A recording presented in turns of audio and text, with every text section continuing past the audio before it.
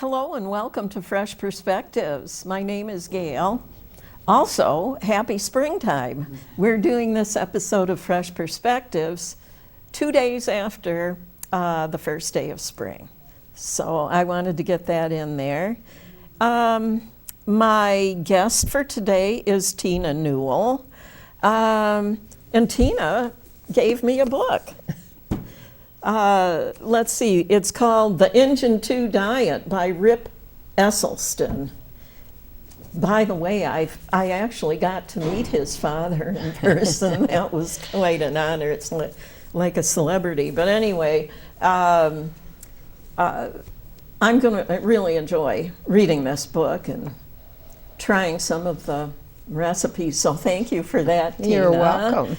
And Tina is here to talk about fats today. Mm-hmm. So, and you, did you want to talk about that other book that you brought? At the end, I will. Oh, at the end? Okay. Yeah. Okay. Well, I'm going to let you start because you probably had some order you wanted to do things in. Well, we'll see. Well, I got interested in diet because of my chronic pain. I mean, I've always tried to eat healthy, and I've always grown organic food and things. I tried to always eat organically and eat healthy. And as a nurse and a massage therapist, I saw the impact of diet on people. And I just had some data here to share. 50% of the people in the United States have been diagnosed with a chronic illness. 68% are either overweight or obese. 70% are taking at least one prescription drug. 80% claim they are not emotionally or mentally flourishing. And 97.3% of us are not maintaining healthy habits such as quitting smoking, good nutrition, adequate exercise. And 1% are happy, healthy, and on track. So I guess we could talk 1%? Yes, so I guess we could talk about healthy food. Okay, yes. Yeah, that's a pretty small percentage. I mean, it's amazing. I can remember, well, I started out not eating meat at the age of 25, but I didn't really quite give up dairy completely until my early 50s. But and for a while there I was eating mostly raw plant foods, and I felt the best that I ever felt in my life for the better part of a decade. I didn't have a single ache or pain until I became a caregiver for my mother the last few years of her life. It's hard on your body, lugging people and moving people. Yes, it was. So I feel like my 50s were the best time of my life, really. Mm-hmm. Well, I think how we got here is one of the things you were talking about is you were eating whole foods that were naturally occurring, that were fresh and unadulterated, let's say. They weren't processed. And I think how we got here was the industrialization of our food production. We've managed our soils poorly. As an organic gardener, I spend more time making compost and amending the soil than actually planting, probably.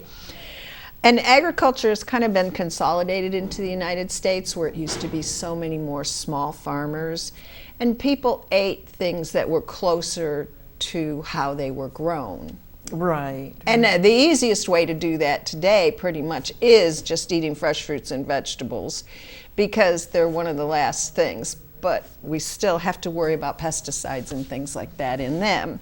Well, a lot of things like pesticides and stuff, even if you don't use them yourself, you can get stuff that's blown onto your vegetable garden from somebody else who's using them. Yes, that is kind of scary. You don't have as much control as you used to.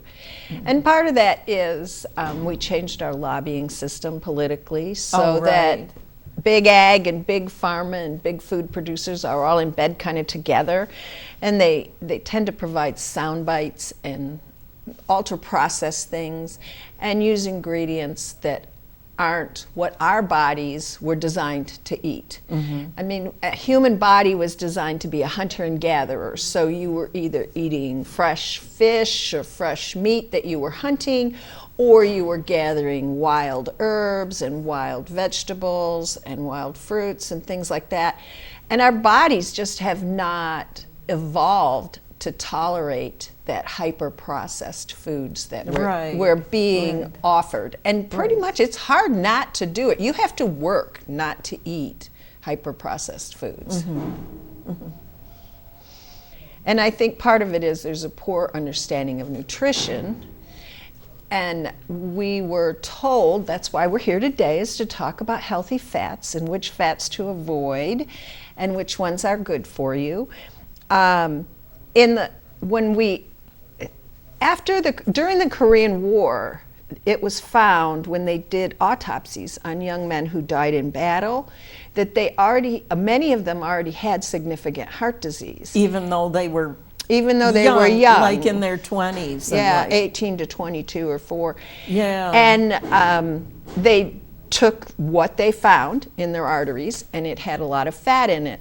And so it was decided that we had to lower our fat intake and that it must be saturated fats that we need to get rid of because of the cholesterol that was with the plaque. But actually, there's new data that has been around for 30 years or so that shows that there's also carbohydrates have a huge effect on how you get plaque buildup.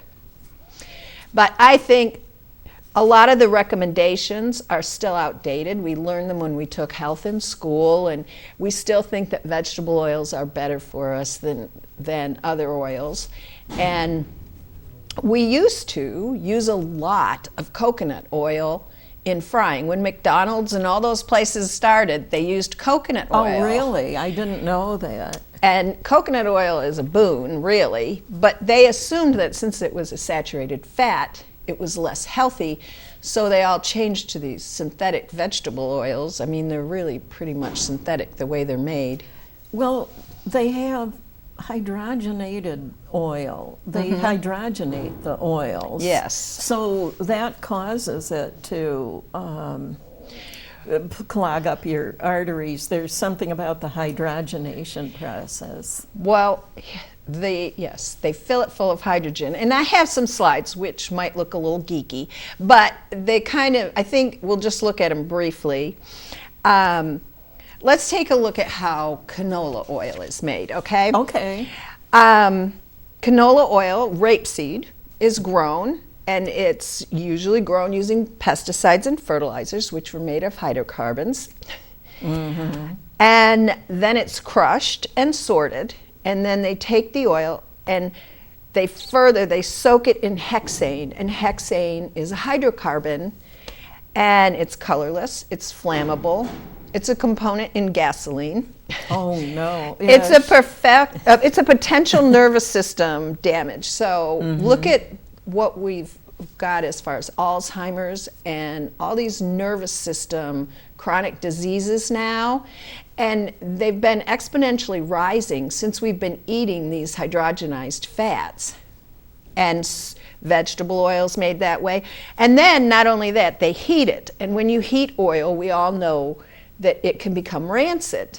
Oh, okay.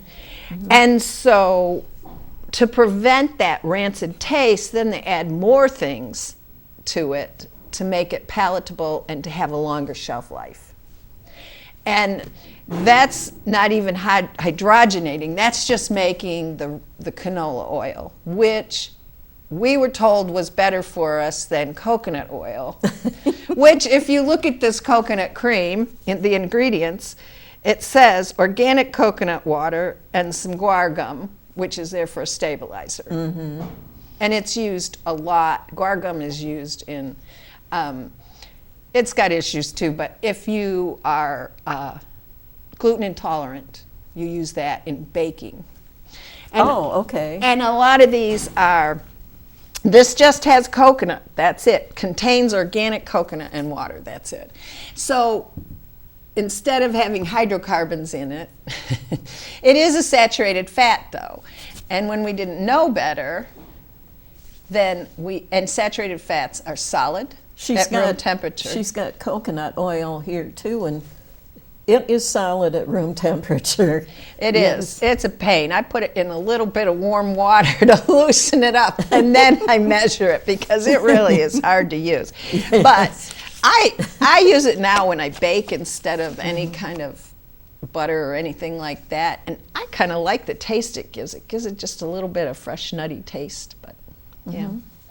So I think that's the one reason why I think oil is the one thing you can do. If you change your oil that you use now, and we all get into habits when we cook, and we were told vegetable oil was good and canola oil was good, and you can use them at high temperatures. So you can't use olive oil at high temperatures, and you can't use sesame oil at high temperatures. You can use avocado oil, you can use coconut oil to fry in, if people like to fry.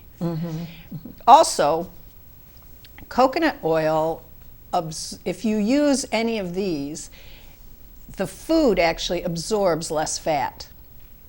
So that if you're using the vegetable oil, if you're frying in vegetable oil or peanut oil or any of those, you're actually increasing your fat intake of fats that aren't as healthy and your body wasn't designed to use. So, I've had some interesting experiences with external uses for oils. Like, I was reading when I was in, I think my early 30s, I was reading books about Edgar Cayce, and he was talking about olive oil having really good healing abilities. And your skin absorbs it. If you put it on your skin, or some people just take it and swish it around in their mouth. Well, what I was going to say about it was, after having read that, one day I got sunburned. So I remembered that Edgar Cayce had said that, and I put olive oil on my sunburn twice a day, or in the morning and then at bedtime too, twice a day. And honestly, that sunburn cleared up in just 2 days, and my skin did not peel like people do, if they're not using something like that. And then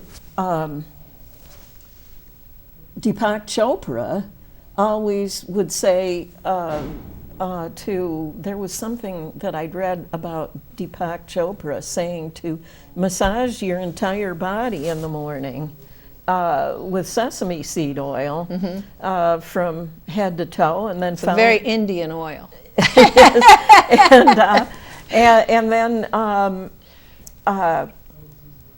and then it would release a lot of natural drugs like painkillers and this and that and the other thing that our bodies naturally contain, and that would help us.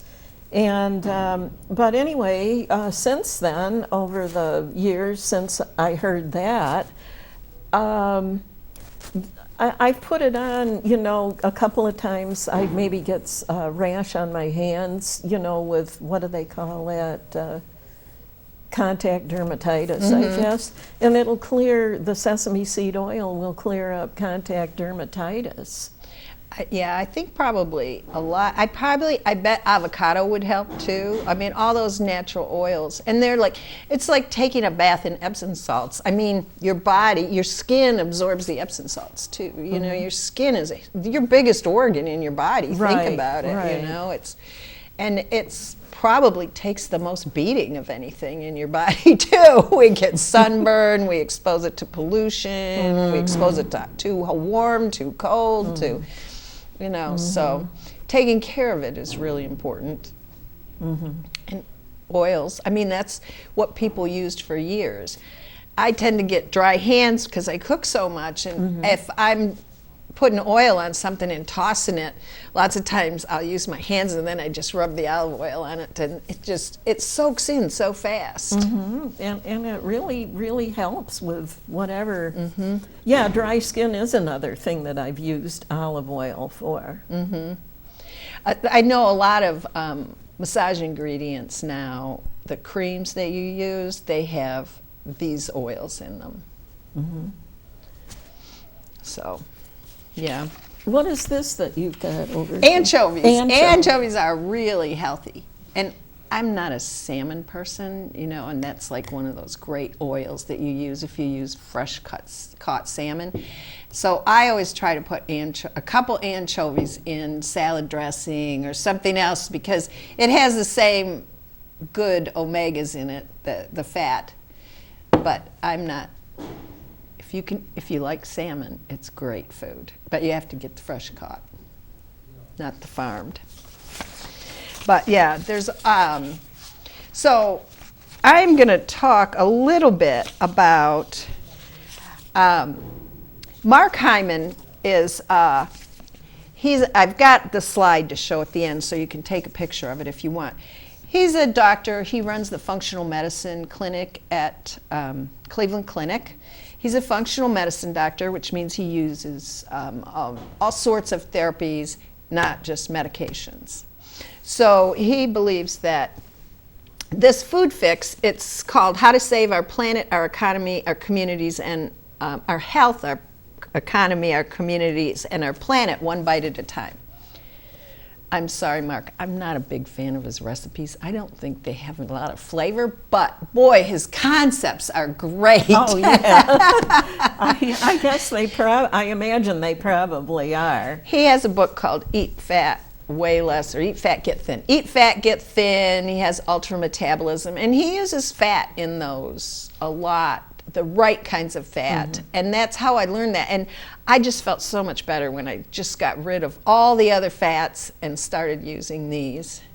So that's why we're talking about, I think that is probably the big thing that you could do to really make a difference in your health. If you just did one thing, learn to use, instead of using for high fat, use olive oil, or avocado oil, excuse me. Olive oil you can't really use. You can use clarified butter. You can use butter. The thing is, butter, it should be grass-fed, grass-finished butter, because it has different fats in it than fats that the cows were not fed completely on grass.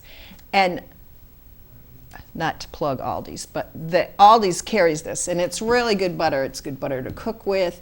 It's from Ireland. The other thing is the EU does not allow use of certain, much cleaner food from the EU. Oh, so right. if it's from Ireland, it's probably cleaner. So I try to buy EU cheese and things like that. Yeah, okay, what's the difference between this pure Irish butter and the butter that we find in the grocery store? It's the cows are fed just a diet of grass.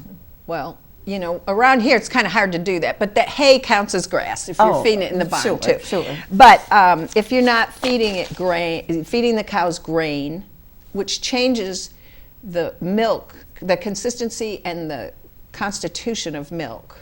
So the grass is what a cow was brought up to eat, and that was how it was designed.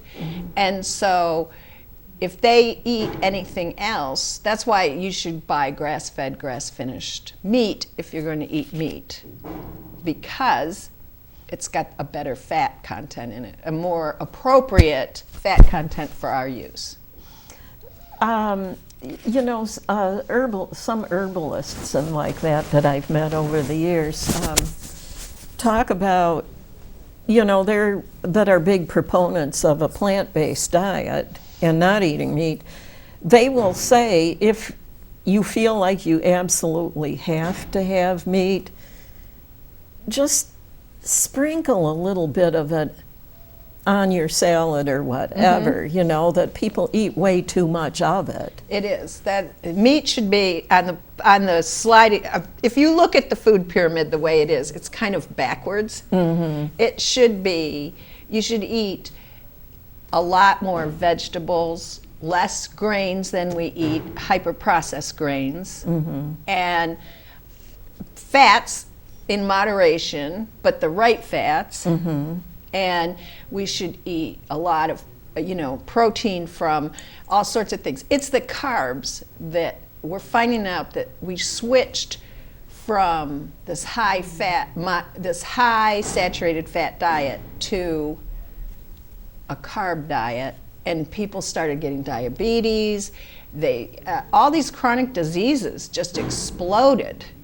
So we have more Alzheimer's, we have more Parkinson's, we have more myasthenia gravis, and all these things. So that's why I think the fat part, if you can just change that, if you're busy and you don't have enough time to cook a lot, if you get rid of as many processed foods as you can and change the fats, you are going to see a huge difference in your health. I mean, if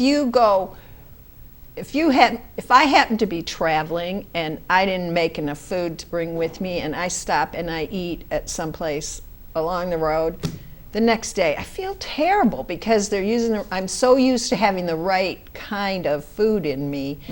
And I mean, if somebody wants to know if it works, you just have to go on a healthy diet for about 3 months and then go off it for a day or two. I was talking with this one woman that I know one time about the subject of, and I said to her, so many people, they eat whatever they want to, and they don't act like it's making them sick or anything. And I said to her something about as soon as I eat something, anything, that's not right, that's not good, I feel it right away.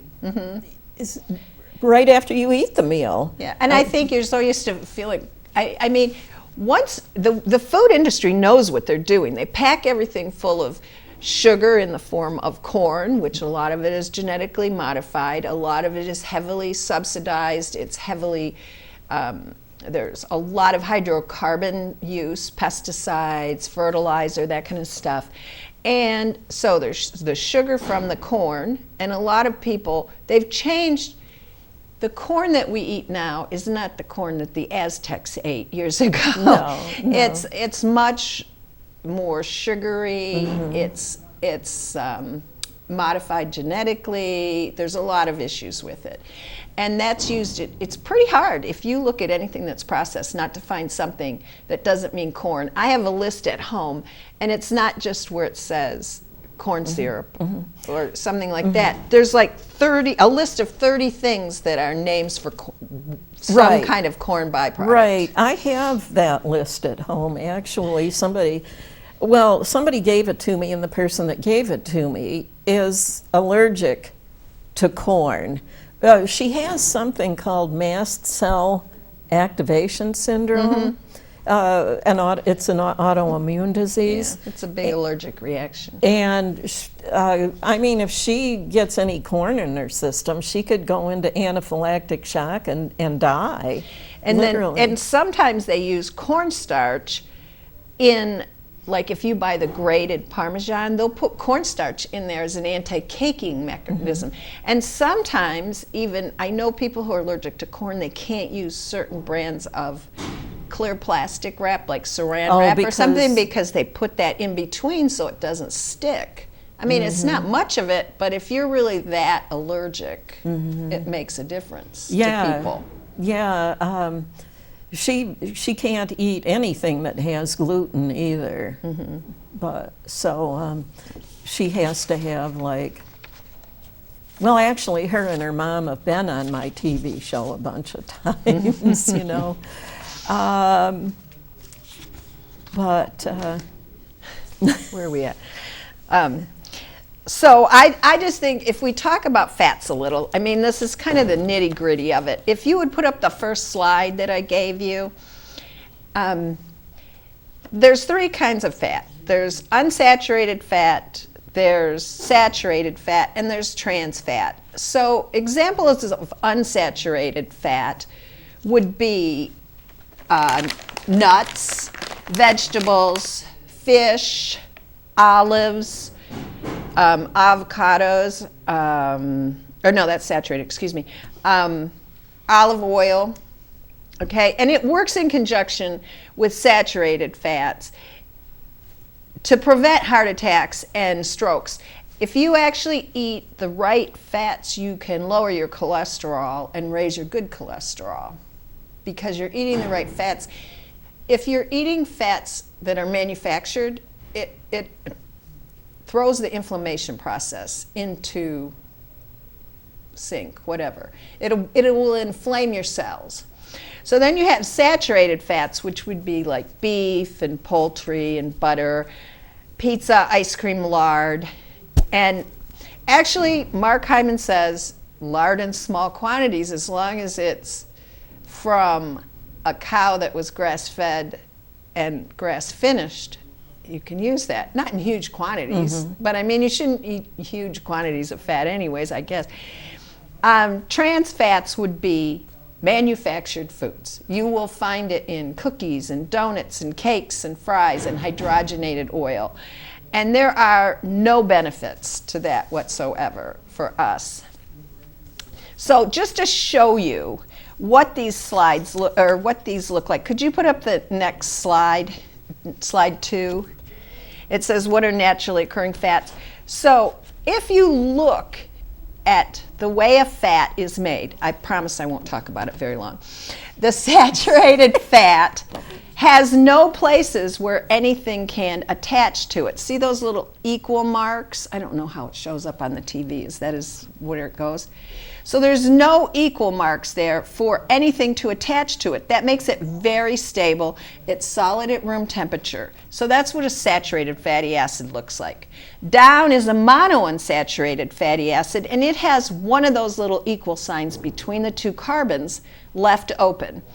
And that means that something can attach there. And since in nature we always want to make things better, something can attach there that we don't really want it to attach there. So it's not quite as stable. It is liquid at room temperature. And then you go down to polyunsaturated fats, and it attracts free radicals because it has all those little, there's 4 equal signs there at the bottom that do not have anything attached to it. So a free radical will attach there, and a free radical causes oxidation. And we all know that oxidation is rust. Yes. So if we go to the third slide, you can see it maybe a little better. I don't know. But these are different kinds of fats, okay? And you'll see that the top is a saturated fat, okay? And see, it has nowhere for a free radical to attach. The next one that's bent is, there's 2 kinds of oleic acids, fatty acids, and this one is the healthier one. It's the unsaturated one. And it has a place for hydrogen to attach, and it's pretty stable too. It doesn't have a lot of unattached little equal signs.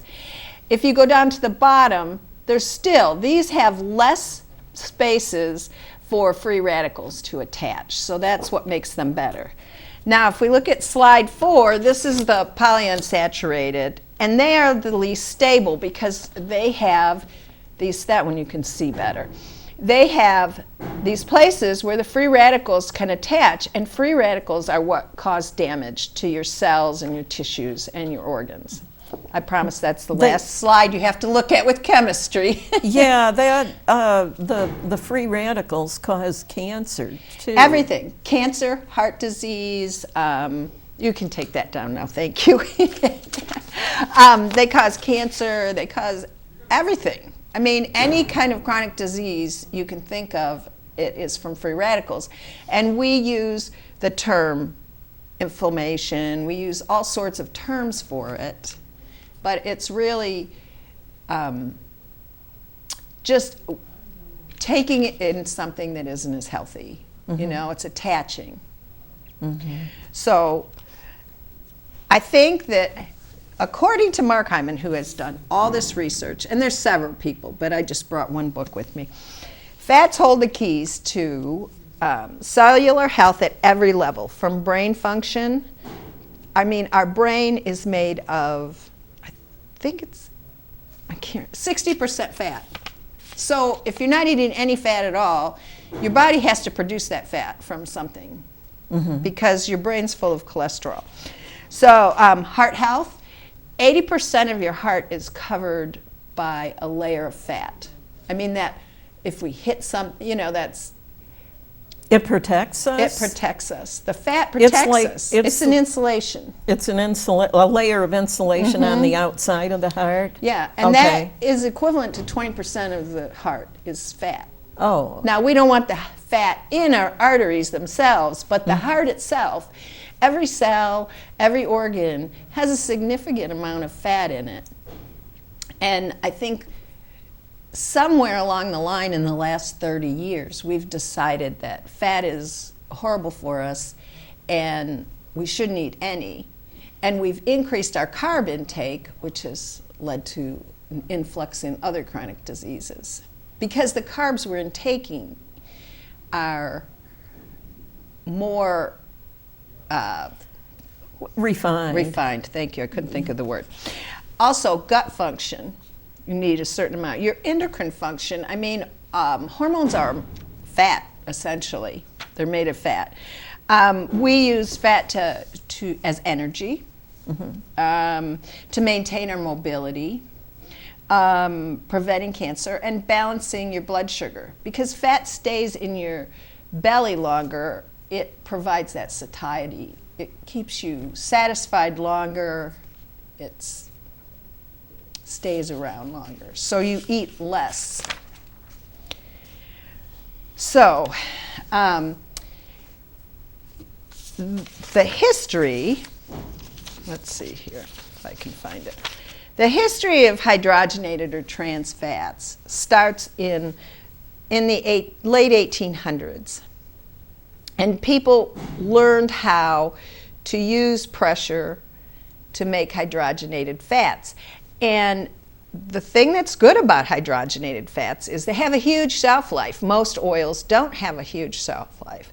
So in the 1920s, when there was a shortage of butter, that's when margarine became prolific. And I mean, they told people it was better to eat margarine than butter, and now we know that was really not the truth. Because the margarine is hydrogenated. Yeah, yeah.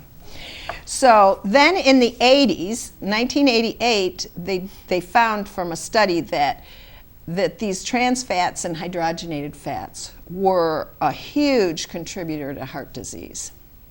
And in 1994, they did a study and there were 30,000 deaths that year based on these fats. So in 2006, it took all that time. They said you had to label, the FDA said you have to label anything that has more than 0.5 milligrams. And in 2013, they finally, 25 years later, stated that trans fats were no longer generally recognized as a safe food. But we're all in the habit of using them. I know. So I can remember various different people telling me if they believed a certain food item was good enough for vegetarians like me to eat, they'd go, oh, it has hydrogenated vegetable oils, you can eat that, and I'm just thinking, well, I didn't necessarily argue with them about it, but I'm thinking, I don't think I'm probably not going to eat that. Well, I think that part of our food labeling system is hugely confusing because you can be labeled organic but still have trans fats in there. I mean, it doesn't make sense. If the vegetable oil has been organically grown on the farm, and so it is very confusing. Yeah, people. so...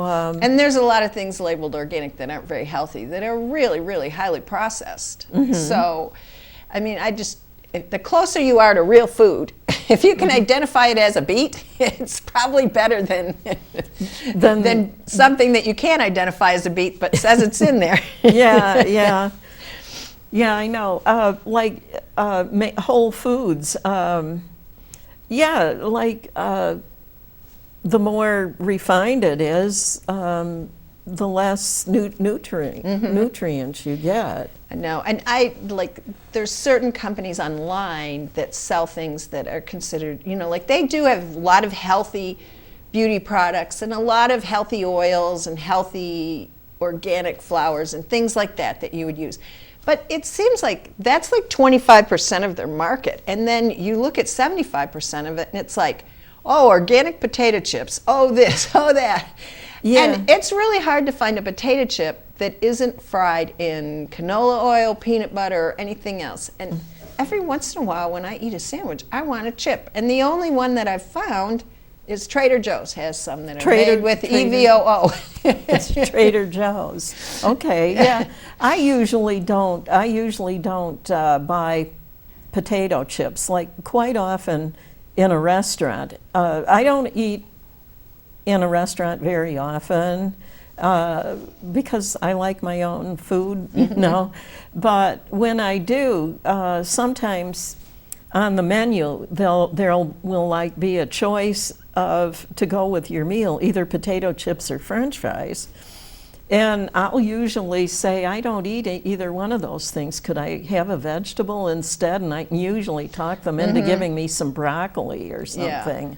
Well, I tried making potato chips. This is why I went on a search I've tried making them in healthy oil.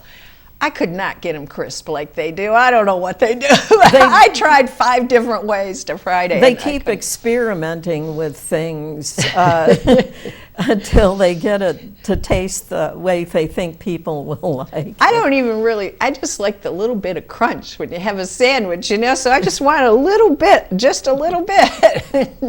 You know what I've noticed I have problems with is things that are quite vinegary, like a dill pickle, for instance. For some reason, that vinegar will get in and block off my airway, so I can't breathe. I mean, I literally could choke to death. That flavor, huh? on the vinegar. I think I don't know how it does that. I mean, other things don't block off my airway, So. Well, I think some things I don't know. If you associate it with something that happened earlier or something, you don't know. Our body has our cells have a memory that. Well, I think that it depends. I probably just have a body type that vinegar doesn't agree with for some reason. Yeah. I mean, if I'm going to have something with vinegar in it, it's got to be mixed in with other things, so it's not just liquid vinegar. I know some people drink apple cider vinegar in the morning. It's supposed to be really good for you. But they dilute it with a lot of water. Water, yeah. But still, I don't think I could drink that in the morning. Yeah. And I love vinegar. So let's see, let's save that one for later. So here's my slide on it. The brain is 60% fat. The nervous system, all the bioactive signaling. So every time your nervous system is working, it needs fat to transmit that nerve. The nerves are fat, and that's what transmits all those feelings that we're doing. Let's see, what didn't I say? Oh, organic nut butters are really good too. I didn't bring any of those, but she's got cashews. I do have cashews. I just brought one nut. And raw is better because they will, when they're manufactured, they'll do it in the wrong kind of oil. And it also takes away some of the nutrients if you roast them in oil. Now, with the raw, with the raw nuts. Somebody once told me, it was in a health class of some sort, something about the raw nuts, you should soak them overnight in water. Some people do that when they're making the butter, or when they're making, a lot of people use cashews. They mix cashews with the nutritional yeast, and they make, like, it tastes kind of like a cheese. Mm-hmm. It doesn't to me. I'm a cheese person, so I don't. But I mean, that's one of the things that people who don't eat any kind of meat, who are strictly vegans, they will make a cheese out of the whole cashews. Yeah. And in fact, Mark Hyman's books have those kinds of recipes in them.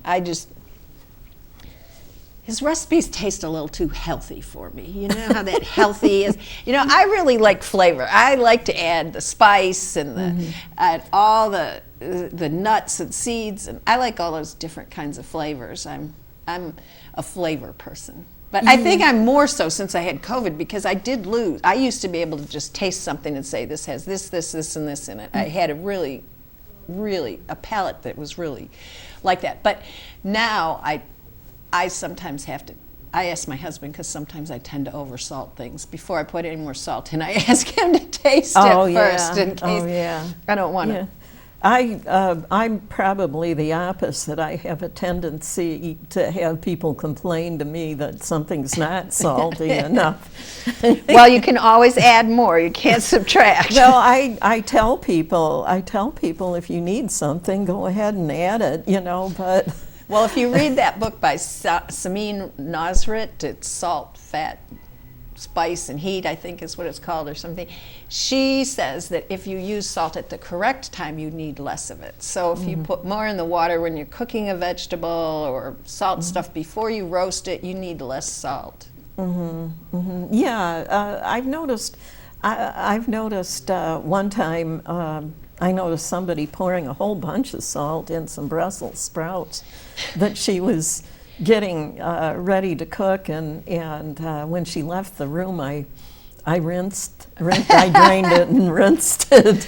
Well, you are supposed to put it in with the water to make it, and then a lot of it comes out. But I really learned a lot about salt and fat from her books. I mean, she's a phenomenal chef. She worked at Chez Panisse under Alice Waters for years, and she really knows what she's doing. So, yeah. So, we did that.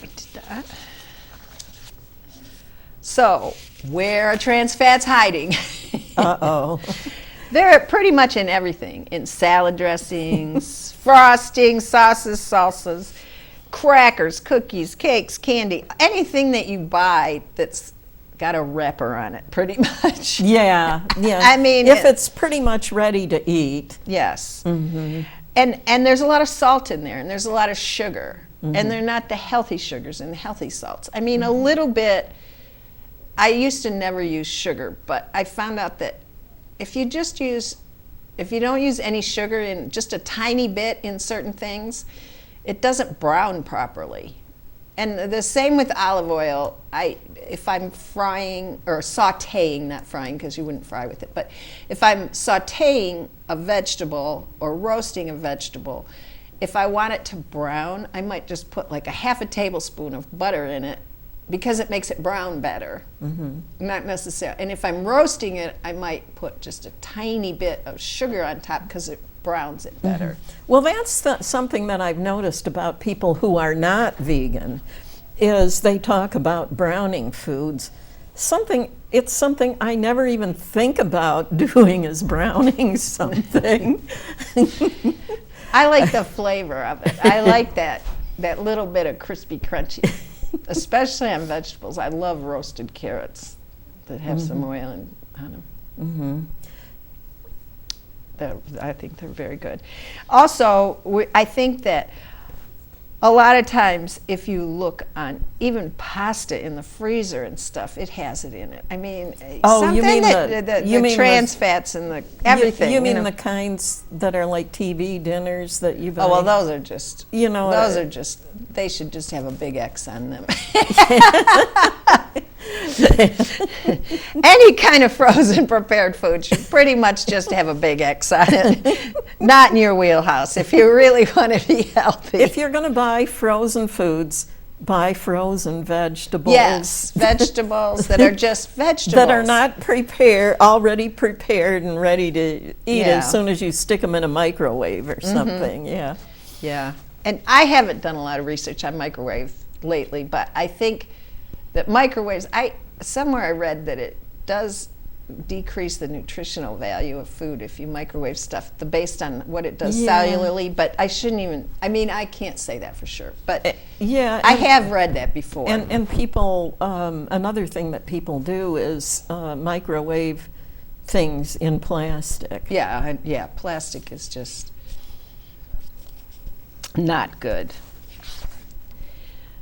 So effects of trans fats on health is it does promote disease because of the free radicals that it attracts, and which causes oxidation, which we should all really think of as rust. I mean, really, it rusts our body, and when our body rusts, we get diabetes, we get arthritis, we get all sorts, any kind of chronic disease that is inherent to modern society. Alzheimer's, all that. So, and there is a strong link between trans fat and weight gain. There's a strong link between trans fat and cancer. It contributes to heart disease, diabetes, everything. So it also leads to a higher body weight, even when you restrict calories, when people try to lose weight. The one book that Dr. Mark Hyman wrote was Eat Fat, Get Thin. And he says that if you eat the right amount of fat and the right type of fat, that you will lose weight without restricting your calories. And I can vouch for that. I did lose weight. I didn't mean to, but I did. It just happened. And it also, trans fat tends to accumulate in your belly. So that's why we have this beer belly syndrome, I guess. We can't just blame it on beer. It's on trans fats too. You were mentioning needing certain kinds of fats for your brain, for brain health. One thing that I've been noticing a lot over the last decade or so is a lot of people with brain tumors now. But I don't know if you know what that would have to do with. I know that on the street that my husband grew up in Westfield, on Chestnut Street, several people there had brain tumors, and there's just grapes the whole way up and down that are sprayed. So I think that probably what we spray in the air and burn to stay warm and things like that affect that also. But I mean, I think that we really have kind of done a number on our environment. I know. And so you've got to do the best with what you can do the best with, I think. Yeah, there's a lot of strange stuff going on these days. There's a book I'll have to loan you that I have. My sister-in-law bought a used copy of it for me when she found out I wanted to read it sometime, but I didn't want to buy one and pay the full price for it, and she got one for me. And it's called The World According to Monsanto. Oh, I don't think I could bear to read it. I mean, this has a lot of that. It has a lot of it in it. Mark Hyman has made a lot of money teaching people writing books about health and well-being, and he has said, he's about my age, I think he's a little younger. He started all this because he was a physician in China, in Beijing, and he ended up getting very, very ill from the environmental pollution, and he had really bad brain fog, and he had to learn all this stuff and do all this research, and but he says that, now I forgot my thought, it just slipped my mind. About Monsanto, and that this whole book, The Food Fix, is all about who we need to lobby, who he's going to spend the rest of his life lobbying DC for a safer food supply. And he says that if you look at our statistics in this country versus statistics in European countries, we have so much higher incidence of obesity, we have so much higher incidence of all these things, but we eat so much differently. Right. And if you look at, there was a study done, I can't quote exactly what it was, but they did a study on American Samoa and Samoa, and the people who ate the most coconut and stuff, they didn't have any of these chronic diseases, which was on Samoa, and then in the U.S. Samoan Islands, they adopted a more U.S. diet, more American diet, and they started getting huge diabetes, Alzheimer's, all these things. So, I mean, when you look at something like that, two islands next to each other, essentially had the same diet until the one was Americanized, you know how full of whatever ours is. Yeah. I mean, you read stuff that, or, you know, you hear about stuff and read stuff about how much higher the disease rate is here than in other parts of the world, you know, and we have all of these wonderful doctors, you know. Yeah, and we practice, we fix things. We don't prevent things, we fix things. After they happen. After they happen. And if you're going to be in an accident, it's a great place to be, near a trauma center, if you're going to be in an accident and you need a trauma care. Mm-hmm. But if you're trying to stay healthy and well for life, we really don't do that very well. Mm-hmm. And we tend to, I think, make people feel guilty, like they're not exercising enough, or they're not doing this right, or they're not doing that right. And the only way to be healthy is to go lift weights 2 times a week, and to run 3 days a week, and to do this and to do that.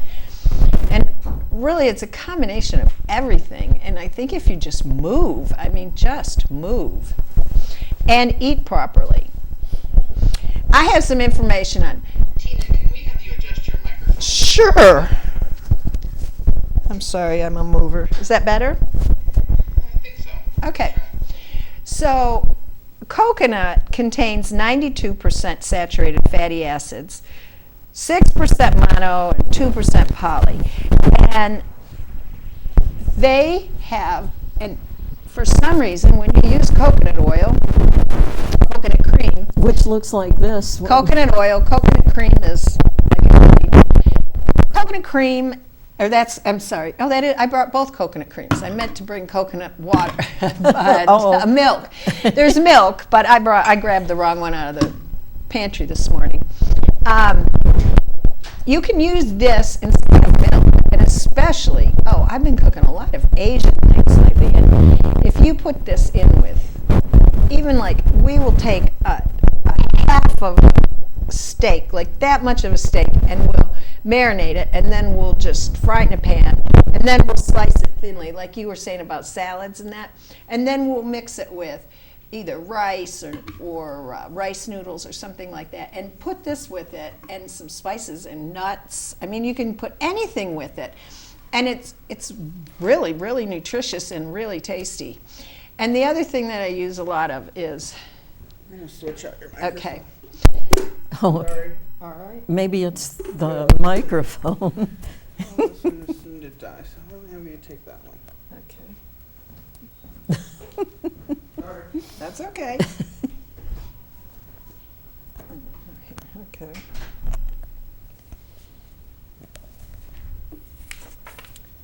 So the fatty acids in here are really, really healthy, even though they are saturated. And a lot of vegans and vegetarians use coconut because of that reason. And they'll mix it with beans and an Asian sauce. And the toasted sesame, I think, it really adds a lot of flavor too. Although you don't need very much. You can use a tablespoon of this, 2 tablespoons of avocado or olive oil, and make a really nice salad dressing, because this is pretty strong. Well, you know, I know the people from coconut must be a staple food in India. It is. Because I've spent time at an ashram, you know, and all kinds, and found that a lot of the things that we were served to eat would have flaked coconut in it. But I'm not talking about the kind of coconut No, it's in unsweetened. the grocery store. I'm talking about unsweetened coconut in main course recipes and things. Yeah. And it's nice. You can buy that now in Wegmans has it. Oh, do they? Aldi's has it. No, I don't think Aldi's has unsweetened. I think Aldi's has good prices on coconut oil, on avocado oil, on this butter. And I like Trader Joe's olive oil. I think, and you can get a big jar of it. This is a different. They usually have. You have to. You have to go to a Trader Joe's store to get it. Then, Yeah. Is that right? I go to Buffalo once a month. Yeah, It's hard around here. You either have to order it Uh-huh. online, some stuff. I never used to like guacamole, but I found a couple of recipes in recent years. So back in those days, I never bought avocados, but then I ran across a couple of recipes. One of them is for like avocado toast, and the other one is for chocolate pudding that I make out of them. Yeah. That is really good tasting. And chocolate is excellent if you use the bittersweet chocolate. I mean, and it's the unprocessed stuff and doesn't have all the fillers in it. Chocolate's excellent if you have a sweet tooth. I'm not the biggest sweet tooth, but if you do have a sweet tooth, I mean, chocolate's great. Yeah. Yeah. I could limit myself to sweets if it could just be chocolate flavored all the time.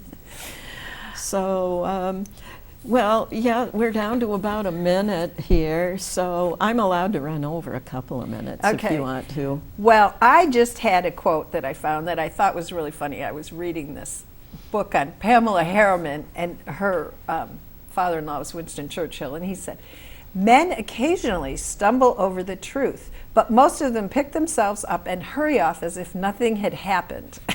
And I feel like, oh, that's such a great quote about our food supply. It's a pain because you want to be able to eat and go out to a restaurant and stuff, but we're Right. using the wrong ingredients.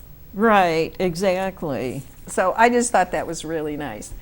And the other thing was, if you want to put up that final slide, there. It has the book that I was talking about, Food Fix by Mark Hyman.